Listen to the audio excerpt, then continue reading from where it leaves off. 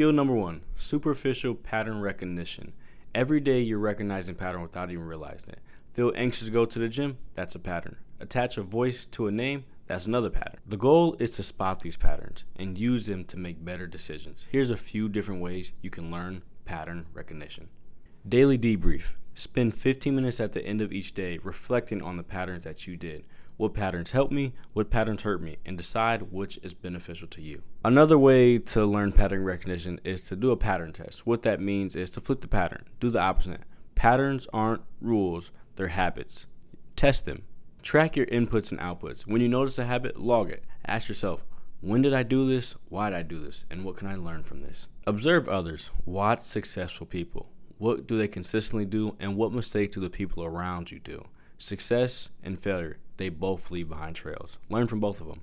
Skill number 2, active listening.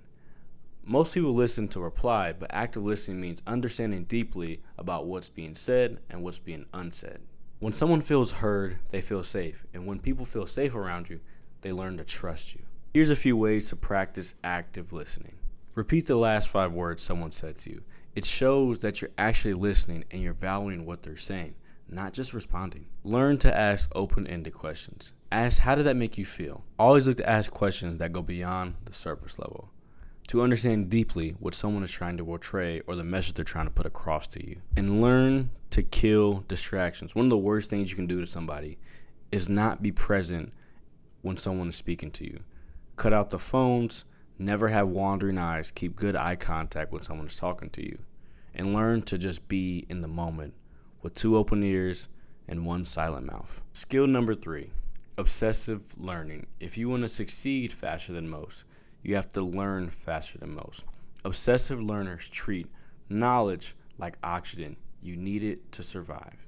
While everyone else is fighting to squeeze through the same door, the smart ones are the ones quietly searching for the right key that fits. Here's a few ways you can learn how to become an obsessive learner. Read 30 minutes a day. Daily input, daily growth. Use active recall. When you're reading a book, close it and ask yourself, what do I remember from this book? And try to fill in the gaps. Chuck info. Break big ideas down to smaller pieces. Think of it like this: 515-290-3447. You're already used to taking big things and making them smaller. Just use this with learning. Learn in bursts.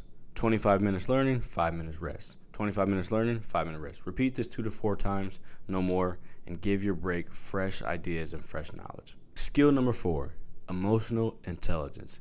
EQ isn't just about being nice. It's about understanding emotions, yours and other people's. Emotional clarity helps you respond with purpose, not out of fear and impulse. Here's how to boost your emotional intelligence. Name your emotions, become friends with them. Go beyond good, sad, mad, and use words like anxious, frustrated, proud, depressed. Really go deep into your own emotions and learn how to become friends with them. Another way to learn is track emotional patterns. Ask yourself, why am I feeling like this right now? And what's triggering this emotion? Learn how to practice empathy. See through someone else's lenses. Don't just listen, feel what they're saying. Read books on EQ. It's a skill you can study and master. Skill number 5, information filtering. Your brain naturally filters information, but here's a twist. It's not filtering information for growth, your dreams, or your goals. It's filtering information for survival. From an evolutionary standpoint, your brain is designed to answer one question: what do I need to notice to stay alive right now? So with this type of thinking, your brain tunes into things that are threats, discomfort, or danger. Even if it's something important, if it doesn't seem urgent that could hurt you in that moment, your brain doesn't focus on it, like your goals, aspiration, and your mission. But here's the good thing. You can retrain your brain to filter. You can train your brain to think about things that you care about and you find important. Here's how. Use daily affirmations. Repetition shapes your mindset. If you remind yourself every day in the morning for 5 minutes that you are strong, you are smart, and you can reach this goal, it will make an imprint on your brain to focus on that shift. Set intentional goals. Your brain wants to close loops. If your goals are crystal clear, your brain will start searching for things that align with that goal. Learn how to ask better questions. Here's an example. Bad question: why am I such a loser? Good question: what's one thing I can improve today? Your brain is like a natural search engine. Ask better questions, get better answers. Skill number 6, adaptability. Here's the hard truth. Life will never slow down, it will just keep going. Plans will get wrecked, people will change, jobs will disappear. The ground beneath you will sometimes shift without any warning. Adaptability is part of something we call cognitive flexibility. It's your brain's ability to change strategies when the old one isn't working, to hold on to two ideas at once, to say, this isn't working, let me try something else. It's how you stay in motion when life throws you a curveball. Being adaptable to all situations is a skill you must know and you have to learn in order to be successful. Here's a few ways you can apply adaptability and learn how to be someone that adapts easier. Here's a few ways you can try to learn adaptability. Let's go with number 1. Reframe setbacks as data. Don't look at everything as a failure, but as a learning point. Here's what I mean. Don't say this failed, say, what can I learn from this? Don't say this failed, say, what is this trying to teach me? Ask yourself, what can I do differently next time? After every loss or missteps, write down 3 lessons you learned. That's how you can turn from pain into power and use it to your benefit. Nobody ever loses. Everybody just has to learn. Another way is practice detachment from the outcome. Set goals, yes, but don't cling on how they have to happen. Adaptability means you're committed to the destination, not the route to get there. If plan A fails, build plan B. If that door closes, you better go through the goddamn window. And last but not least, expose yourself to new situations. Challenge your brain regularly, hanging out with new people, being in a new environment, and testing new skills. Discomfort is training. Change becomes a little less scary when you make it your lifestyle.